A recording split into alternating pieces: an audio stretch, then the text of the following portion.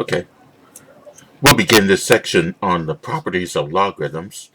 And out of that section, we're going to be looking at three different rules for logarithms. One of them is the product rule, the other one is the quotient rule, and the power rule. We'll also be condensing and expanding logarithmic expressions, and also we're going to be using the change of base property. All right, the first rule that we'll look at is the product rule. Let's say we let b, m, and n be positive real numbers where b is not equal to 1. The log to the base b of m multiplied by n is going to be equal to log to the base b of m plus log to the base b of n. In other words, if you have the logarithm of the product, that's going to be equal to the sum of their individual logarithms. Now this follows a product rule where if you have this, if you're multiplying multiplying powers of the same base, you simply add the exponents. Okay, so that's basically what that product rule is saying. Well, this is similar. Well, from this is evolved from this particular product rule for logarithms. Here, you have the log of the product. We expand that as the sum of their individual logarithms. So in this case here, in this particular problem, let's say we have, in part A, log to the base 6 of 7 times 11. Log to the base 6 of 7 times 11. And here we want to expand this using the product rule. Okay, notice we got the log of the product. That means we can expand this as the sum of their individual logarithms. So here, this will be expanded as log to the base 6 of 7 plus log to the base 6 of 11. And that's as far as we can go with this particular problem. Here we have the log of the product. We're expanding it as the sum of their individual logarithms. Okay. Now part B, we got log of 100x. This is the common logarithm of 100x. Here you don't see a base here. That's understood to be base 10. So this is the common logarithm of 100x. And it's 100 times x. That means we have the log of the product, which can be expanded as the sum of their individual logarithms. So here, the log of 100x can be expanded as the log of 100 plus log of x. And then the log of 100 is simply going to be 2. Because if we recall, 10 to some power that gave us an answer of 100 would be 2. Or you can use your calculator and calculate log of 100, which will give you the answer of 2. So it'll be 2 plus the log of x. And that's as far as we go with that particular problem. So this is how we use the product rule to expand logarithmic expressions. All right, next we'll look at another rule which is called the quotient rule. And the quotient rule follows this. If your dividing powers of the same base, like a to the m divided by a to the n, if your dividing powers of the same base, you subtract your exponents. Okay, this is where the quotient rule comes from. If you let b, m, and n be positive real numbers where b is not equal to 1, the log to the base b of m divided by n will be expanded as log to the base b of m minus log to the base b of n. In other words, if you have the log of the quotient, that's going to be equal to the differences of their individual logarithms. So here we're going to have the log of the numerator minus the log of the denominator. And we'll look at a couple of problems that are like that. in this case here, we got log to the base 6 of 23 divided by x.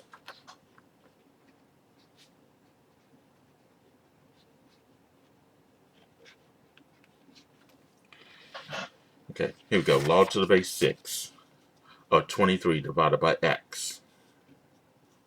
And we want to expand this using the quotient rule. As you can see, we have the log of the quotient.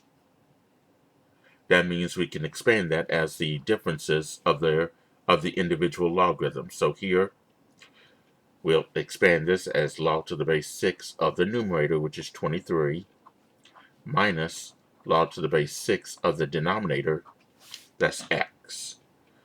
Okay, and that's how we expand this particular expression using the quotient rule. Because we have the log of the quotient, that means we expand it as a difference of their individual logarithms.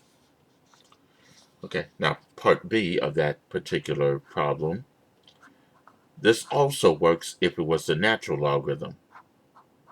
So in this case, we have ln of e to the 5th divided by 11. ln of e to the 5th divided by 11. And we want to expand this using the quotient rule as well. Here we got the natural log of the quotient, and we can expand that as the difference of their individual natural logarithms. So we can expand ln of e to the 5th divided by 11 as ln of e to the 5th minus ln 11. Now we're almost done with that problem because we can simplify ln of e to the 5th using one of the properties of natural logarithms, where if you have ln of e to whatever that exponent is, it is that exponent, x. So in this case, ln of e to the 5th would be the exponent of 5. So here I'm going to have 5 minus ln of 11. And that will be as far as I can go with that problem. Okay. So that's basically how you'll use the quotient rule to expand logarithmic expressions. All right, and the third one is the power rule. And the power rule, it evolves from this fact. If you raise a power to a power, you'll simply multiply the exponents. Raising a power to a power means that you'll multiply your exponents. Okay? That's where the power rule is evolved from. If you let b and m be positive real numbers where b is not equal to 1 and let p be any real number, then log to the base b of m to the power of p is simply p times log to the base b of m. In other words, this exponent, which is your p, will be the coefficient of the logarithmic expression. I'll repeat the exponent for p. Well, the exponent, which is your p, that becomes the coefficient of the logarithmic function or expression. So in other words, the logarithm of a number with an exponent is the product of the exponent and the logarithm of that particular number. And we'll look at a couple of problems that are like that. Right, in this case here, actually there are 3 of them. Here we're going to use the power rule to expand each logarithmic expression. So in part A, we got log to the base 6 of 3 to the 9th. Log to the base 6 of 3 to the 9th power. Using the power rule, this 9, which is your exponent, becomes the coefficient of log to the base 6 of 3. So we'll put the 9 in front of log to the base 6 of 3. And that's as far as we can go with that problem because we can't simplify log to the base 6 of 3 any further. Okay, so that's all for using the power rule on that particular problem. Now part B, we got natural logarithm of the cube root of x. Natural logarithm of the cube root of x.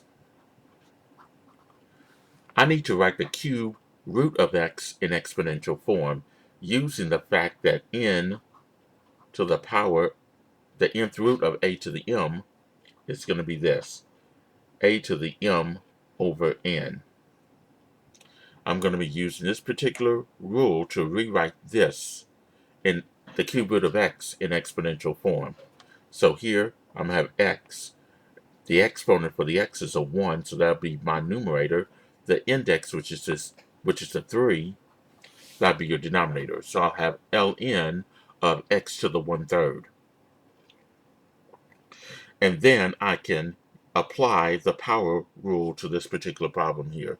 That 1/3, which is my exponent for x, becomes the coefficient of ln of x. So I'll have 1/3 ln of x. And that's as far as I can go with that problem.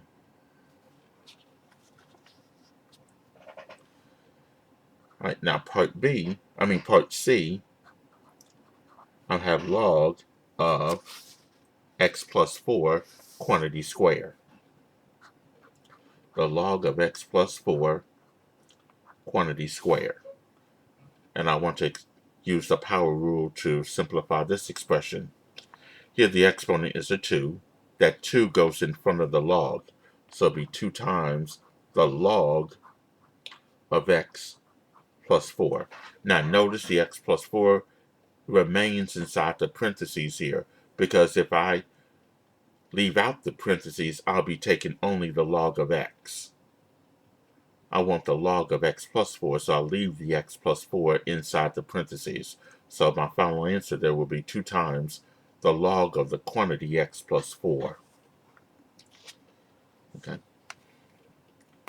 So that's how we use the 3 different rules, the product rule, the quotient rule, and the power rule to expand logarithmic expressions. And there are some cases where you might need to use more than one of the properties of logarithms when you expand a logarithmic expression. So you might have to use a combination of those 3. Okay. And these, of course, are the properties of logarithms that we already talked about. In this case here, log to the base b of m times n. That means the log of the product is expanded as the sum of their individual logarithms, log to the base b of m plus log to the base b of n. The second one, the log of the quotient, the log to the base b of m divided by n. We expand that as the difference of the individual logarithms, the log to the base b of m, which is your numerator, minus log to the base b of n, which is your denominator. And then the third one is log to the base b of m to the power of p. That's the power rule. We put the exponent in front of the logarithm. So that exponent becomes the coefficient of the logarithmic expression. So it'll be p times log to the base b of m. Okay, so we'll use a combination of those to do these two types of problems here, which are a little bit more complicated. Let's look at part A.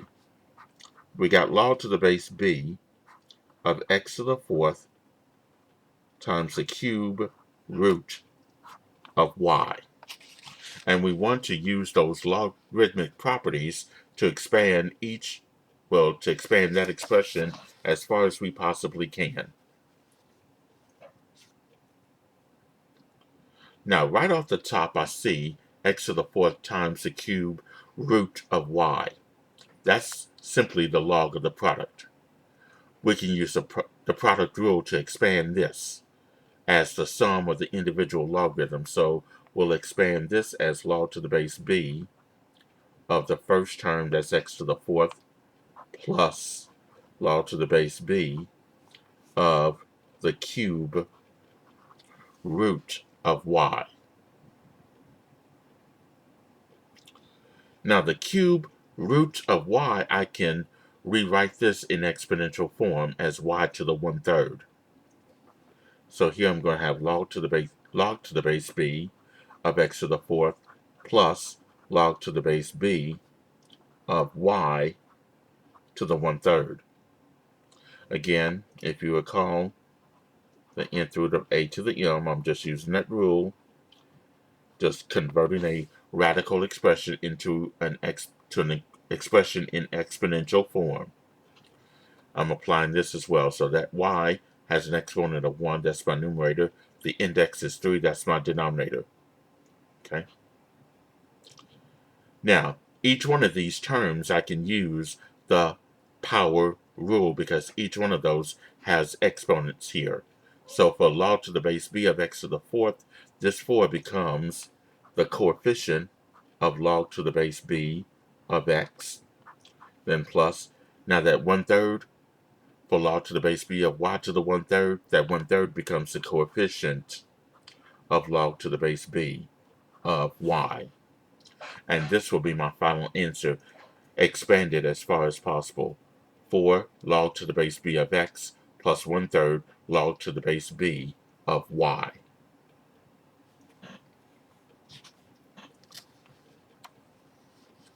Okay, now part B, we got log to the base 5 of the square root of x over 25 y to the 3rd. And we want to expand this as far as we possibly can. So this is part B right here. Now, right off the top, I see a numerator and a denominator. That tells me I have the log of the quotient, which means I can use the quotient rule to expand this as log to the base 5 of the square root of x minus log to the base 5 of 25 y to the 3rd. So it'll be the log of the numerator minus the log of the denominator because I have the quotient, the log of the quotient. Now the square root of x, I'm going to write that in exponential form as x to the 1/2. So it'll be log to the base 5 of x to the 1/2. Now take a look at this term right here, log to the base 5 of 25 y to the 3rd. Well, 25 times y to the 3rd. That means I have the log of the product. And the log of the product can be expanded as the sum of their individual logarithms. So inside the parentheses, I'm going to put what this is equal to when I expand it as the log of the product. That'll be log to the base 5 of 25 plus log to the base 5 of y to the 3rd.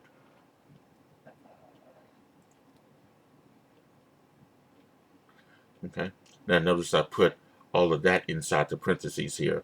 And then this minus sign is going to change the sign of each and every term inside the parentheses to the opposite. So here, I'll just rewrite this as log to the base 5 of x to the 1/2 minus log to the base 5 of 25. The minus sign will make that plus a minus log to the base 5 of y to the 3rd. The first term and the last term have exponents in it. Those terms I can use the power rule. So for log to the base 5 of x to the 1/2, that 1/2 would go in front of log to the base 5 of x. Now I can evaluate log to the base 5 of 25 by thinking of 5 to what power would give me an answer of 25, and that would be 2.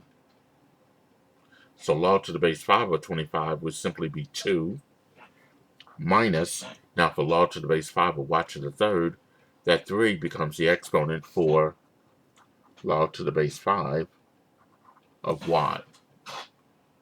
So all of this gave me the final answer of 1/2 log to the base 5 of x minus 2 minus 3 times log to the base 5 of y. Okay.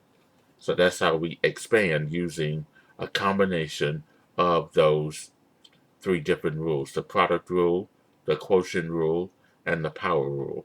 Here I had to use all three. And in part A, I only used like two of them. I believe it was the product rule and the power rule. Now, the opposite of expanding logarithmic expressions would be condensing logarithmic expressions. That means writing the sum or difference of two or more logarithmic expressions as a single logarithmic expression. That's what we mean by condensing. Okay, now the properties of condensing is pretty much the reverse of the properties of expanding. So if you start off as the sum of the individual logarithms, you'll condense that as the log of the product. That's number one. Or if you have the differences or the difference of the individual logarithms, we condense that as the log of the quotient. That's the quotient rule. And then if you have a number in front of the log, that number becomes your exponent for that expression that's behind the log. So p times log to the base b of m will become log to the base b of m to the power of p. Okay. So that's just condensing, and we'll look at some problems that are like that. And here's a couple of them. Let's say we want to write as a single logarithm. And here's part A. Log to the base log of 25 plus log of 4. Log of 25 plus the log of 4. Here we see a plus sign in between the logs. That means we have the sum of their individual logarithms. We can condense that as the log of the product. So here we'll condense that as the log of 25 times 4. Well, of course, 25 times 4 is 100, so we're going to have the log of 100. And of course, if you use your calculator, the log of 100 will give you an answer of 2. Or I think of 10 to what power would give you 100. And in this case, this will be 2. So the final answer there will just be 2. And then part B, we have the log of 7x plus 6, or the log of the quantity of 7x plus 6, minus the log of x. And we want to write that as a single logarithm. Here we got a minus sign in between the two logs, so that means we have this difference of their individual logarithms. That can be condensed as the log of the quotient using the quotient rule, which is, of course, the log of the first term, that's 7x plus 6, that's your numerator, divided by x. That'll be your denominator. And that's as far as we can go with that problem. So here in this case here, you have the log of the quotient of 7x plus 6 and x. Okay. Now these two were quite simple. Now let's go into expressions that are a little bit more complicated. Here the coefficients of the logarithms must be a 1 before you can condense them using the product and the quotient rules. So the first thing you have to do here is you have to use the power rule first, because those coefficients have to be a 1. And then you can use either the product rule or the quotient rule, or you may have to use both, depending upon what type of problem you have. And here are 3 problems that are like that. In this case here, let's look at part A, where we got 2 ln of x plus 1/3 ln of the quantity x plus 5. That's 2 ln of x plus 1/3 ln of the quantity x plus 5. Notice we got numbers in front of the natural logarithm, so those will have to be exponents here. So here, this 2 will become your exponent for x. So you're going to have ln of x squared. I'm just using the reverse of the power rule on this term. I'm going to do the same thing with 1/3 ln of x plus 5. That 1/3 becomes the coefficient of the quantity x plus 5. So this will be plus ln and the quantity x plus 5 raised to the 1/3. So the first thing I'm doing here is making all my coefficients for the natural logarithm 1 by using the power rule. Now I see I got a plus sign in between these two natural logarithms, so that means I have the sum of their individual natural logarithm, which can be condensed as the product of the natural logarithm. So here I have ln of the product of x squared times x plus 5 to the 1/3. And I can write this in radical form if I want to by saying ln of x squared times the cube root of x plus 5.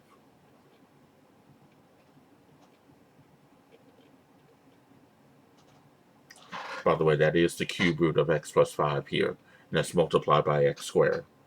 Now that's as far as I can condense this particular problem. Alright, now part B. We got 2 times the log of x minus 3 minus the log of x.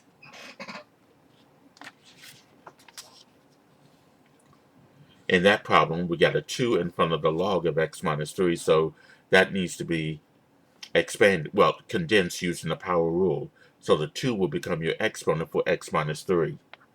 So here you're going to have the log of the quantity x minus 3, and that's squared, minus the log of x.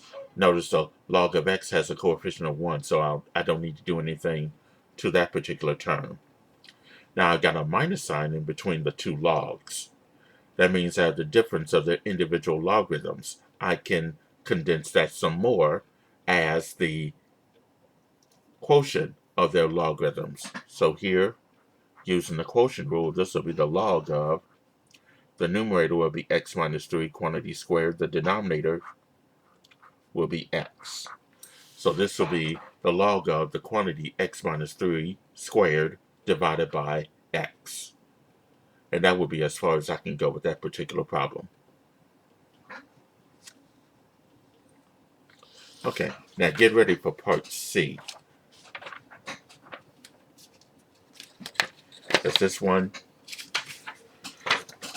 you might encounter this particular problem here. You got 1/4 log to the base b of x minus 2 log to the base b of 5 minus 10 log to the base b of y. Now we want to condense all of this as a single logarithmic expression, which can be done. We first got to get rid of the number set in front of the logarithms by using the power rule. That 1/4 becomes your exponent for x. So here you're going to have log to the base b of x to the 1/4 minus, for 2 log to the base b of 5, the 2 becomes your exponent for 5, so you'll have log to the base b of 5 to the 2nd minus, and then the 10 becomes your exponent for y, so you'll have log to the base b of y to the 10th power.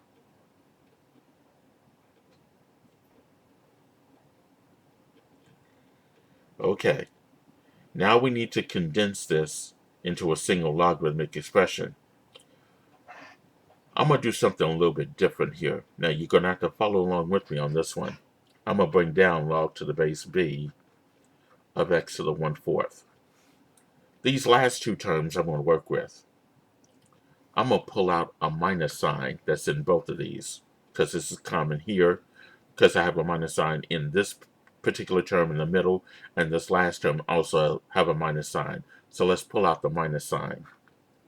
That would mean I will have log to the base b, and I'm going to say 5 to the second, that's 25. Then plus log to the base b of y to the 10th. And you'll see this minus sign will change this to this. That minus sign will change that last term to this. So that's why I pulled out the minus sign. And you're going to see how easy this is going to be. What's inside the parentheses here? I'm going to use the product rule because I have the sum of the individual logarithms. So I'm going to bring down log to the base b of x to the 1/4 minus, and then condense this as the log to the base b of 25 times y to the 10th. Because I have the sum of the individual logarithms, I'm just condensing that as the log of the product. Now, this will be much easier because I have a minus sign in between these two, meaning I have the differences of, well, the difference of individual logarithms, meaning I can condense that as the log of the quotient using the quotient rule. I'll have log to the base b, that x to the 1/4 will be the numerator, the denominator will be 25, y to the 10th. This right here is condensed as far as we can go with that particular problem. So all of this that we started off with ended up as this single logarithmic expression, log to the base b of x to the 4th divided by 25 y to the 10th.